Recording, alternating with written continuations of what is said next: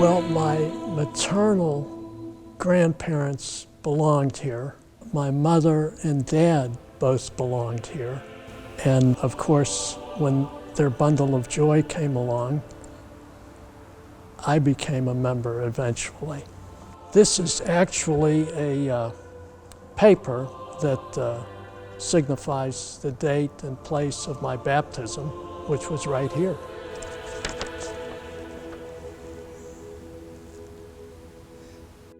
Well, this church, back in the day when it was Mulberry Church, and prior to that it was Second Presbyterian, was a real mecca for many people in Wilkinsburg and out in the outlying areas as well to come to church. At its height, there were over 2,000 people who attended church here. It was quite the place, which is why it expanded from being one sanctuary to adding in a second huge worship space, and then on a third addition to have the educational building built in 1928. So the whole complex takes up an entire block. Everything was just wonderful here. The people, the preaching, the music was fabulous. My mother was one of the singers in the choir, and the gentleman that was here that had some acclaim was Homer Wickline. He played the organ and directed the choir. He was exceedingly talented. You know, this is all Bach, Beethoven, and Brahms. This is not what you think of today.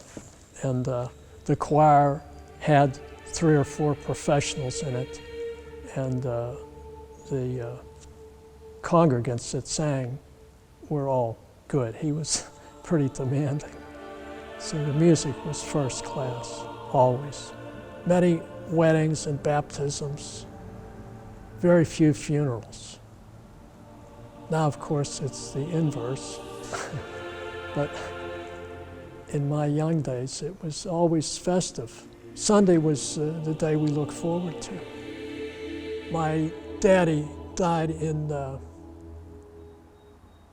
2003. And my mother established the William McKee Organ Fund, which of course sounds like something for your internals, but it was to maintain the organ. So for a while that worked out nicely.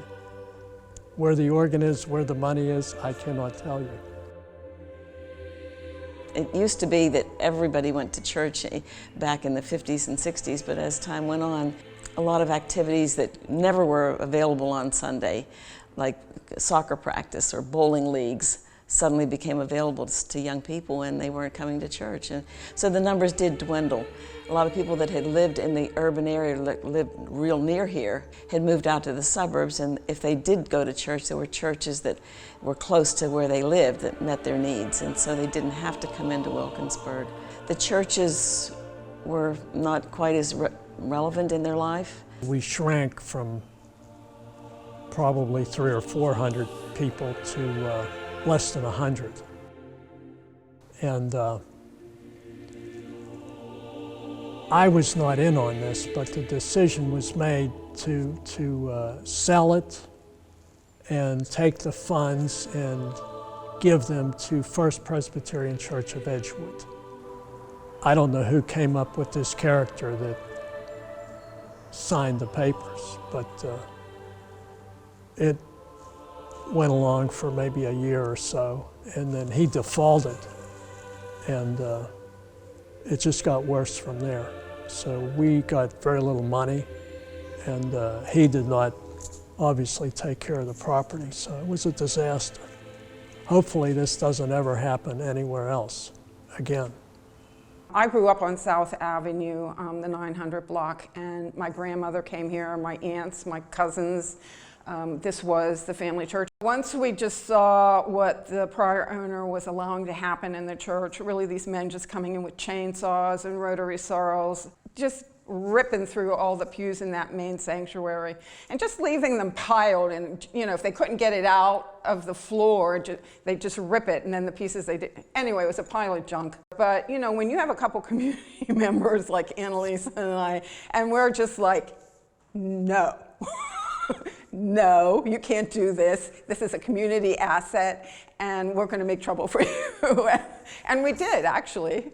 So we took the owner to court, and we basically sued him for irresponsible behaviors.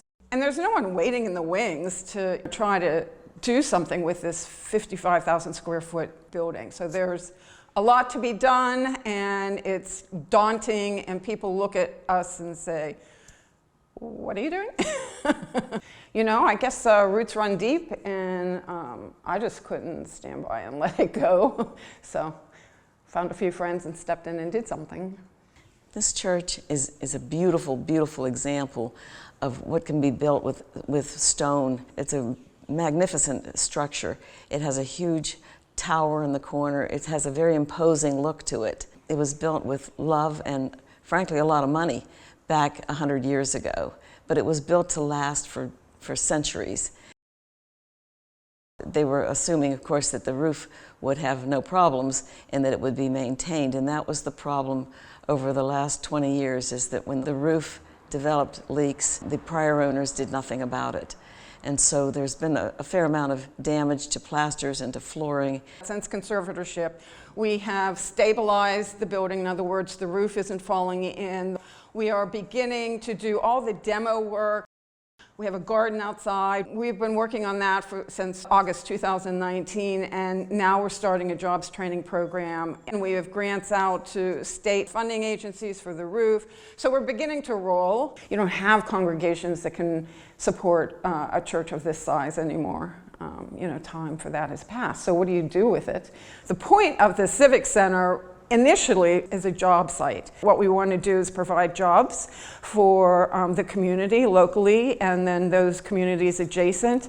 Carpentry, electric, drywall, all of the different trades, providing paid apprenticeships and an opportunity to have a new future, a new career. Wilkinsburg needs a civic center. We need a place to bring people together. This church is going to be a wonderful civic space. But in its past, it wasn't just brick and mortar and stone and plaster. It meant so much because this was the central spot in life for so many of these people, for everything they did. It has history, and sometimes that gives us a good place in time of where it was, what it used to be, but what it is now. There's a lot of potential here, and there's a lot of people that want to help see that potential. It's not instant. We can't snap our fingers and make it happen overnight. But little by little, this process is happening over the last few years. The transformation of just the resources that are here within the building, whether it's those pews that were ripped apart and destroyed. We had artists come in and redesign new pews from that old 1911 pew wood that are just gorgeous. And when they stole all the pipes from the organ, all the metal pipes were stolen, but they left all the wood pipes. And there are artists who are working to transform those wood pipes into a public art piece.